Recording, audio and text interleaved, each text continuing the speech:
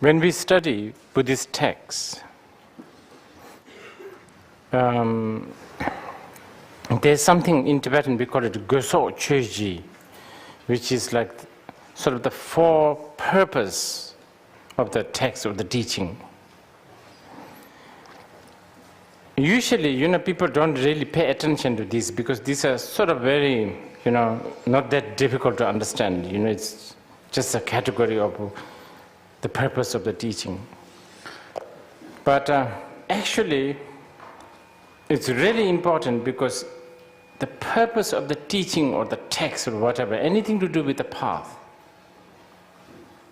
it has to do with a solution to liberate you from suffering and the cause of the suffering. That is the main purpose. 这是最主要的目的。 So in the classic Buddhist text it says, the text, texts such as whether the crows has teeth or not is useless, to analyze this kind of thing. Because it's not going to really, not only, of course it will dispel the suffering of some crazy who really wants to know whether the crow has teeth or not, but we are talking about the general, the really, what is the root of all this, anxiety? That need to be uprooted. That's what we are interested. I'm telling you this because whole purpose of analysis like this, relative truth, this system that is found in the Buddha Dharma is ultimately to really, ultimate purpose is what I just said. It's really to work with the cause of the suffering and the suffering. And when we talk about the suffering, again we are talking about on a relative level.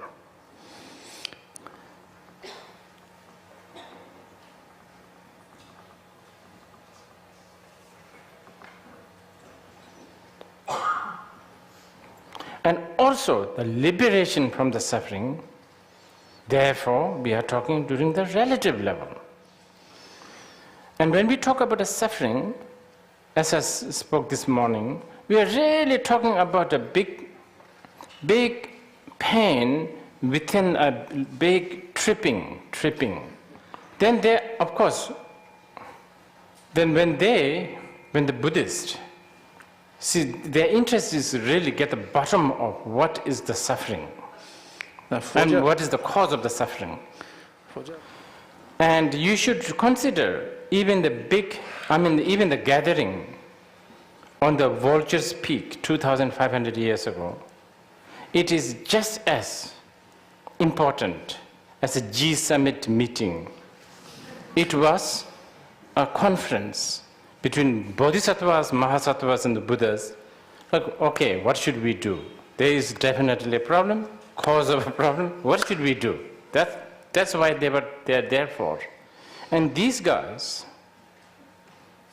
they're very smart. They know, I'm sure they know about politics, strategy, economy, defense, but they deliberately didn't talk about those things because they thought this may solve a partial problem, but let's go to the bottom of this. So then the conclusion is there's a big tripping going on. 所以结论是说，有一个大的这种迷幻的状态正在进行中。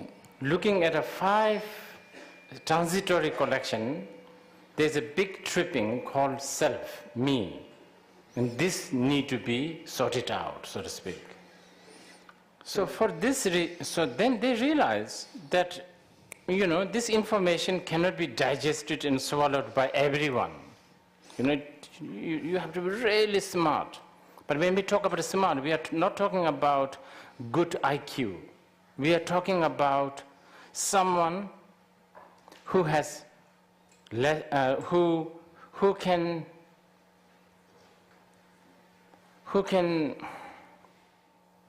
can be not under the wrath of habitual pattern, basically. Under the control of the habitual pattern. That's called smart people, not just good IQ or went to universities or anything. To someone where Buddha can sort of say like, on top of one atom, as many atoms as there is in the whole universe, that much Buddha sits on one small atom without the first atom becoming bigger or the Buddhas becoming smaller. Stuff like this. When Buddha say, someone who is not under the control and the wrath of habitual pattern can sort of, oh yeah, understand, that makes sense. Then this is a smart guy. But not everybody is like this kind of smart. 并不是每一个人都这么聪明。 Moreover, there are so many habitual patterns that we love, like vegetarian, like non-violence, like mindfulness, like human rights, like freedom of speech. So for them, Buddha has to give another kinds of tripping. But this tripping is designed to lead to liberate themselves from tripping. Then all these 5 paths, 10 Bhumi Bodhisattva stages, 3 countless eons, and then suddenly sometimes you hear from the tantric, within this very minute you can get it, all that tripping happens. Anyway, we were talking about the relative truth. And I think the other elements probably, I mean, this is just so big, we can't cover everything. I only brought like, by the way, I only brought like 3 or 4 pages out of that big text. But the fourth one, Umi Tensi Chenpo Yi Tana Ranjim Mepeso. So the fourth one, when you apply the analytical method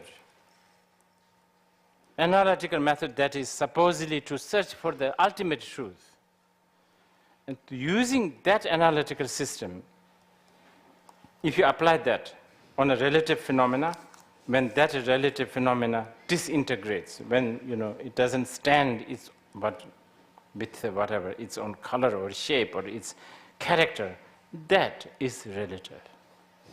And this includes reincarnation. So this is our subject, isn't it, the reincarnation. And just because there may be many people who are very new with this, so if you wonder what I mean by analytical method in this sort of tradition, analytical method to analyze or come to the establishing the ultimate truth, there are many, actually, there are many, in many ways. Like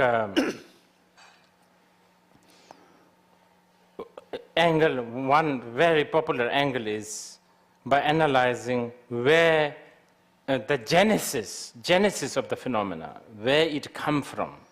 There's a lengthy, discussions and texts.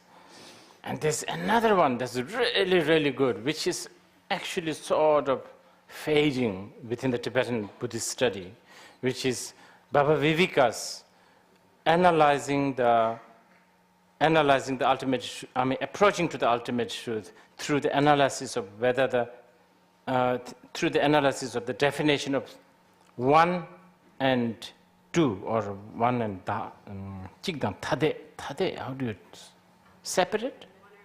1 and separate, 1 and 2, 1 and different, I guess, 1 and different.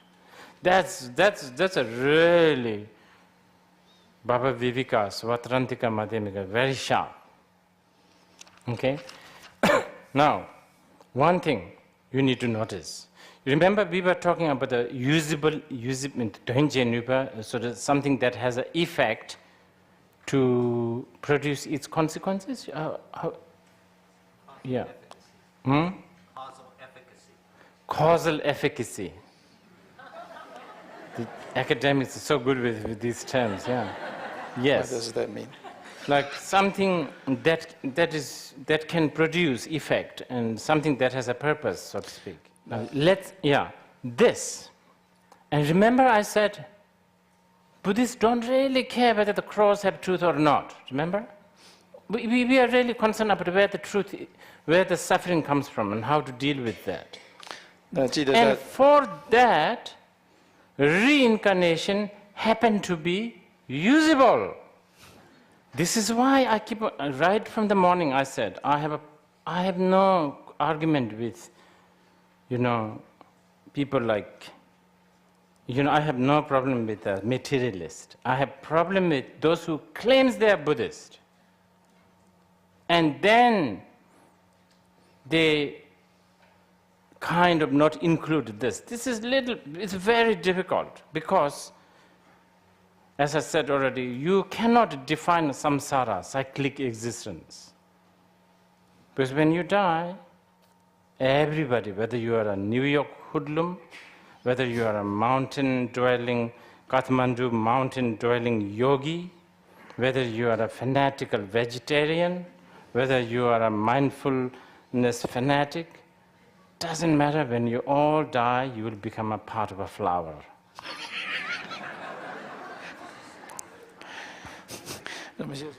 Take a break, yeah. 休息一下。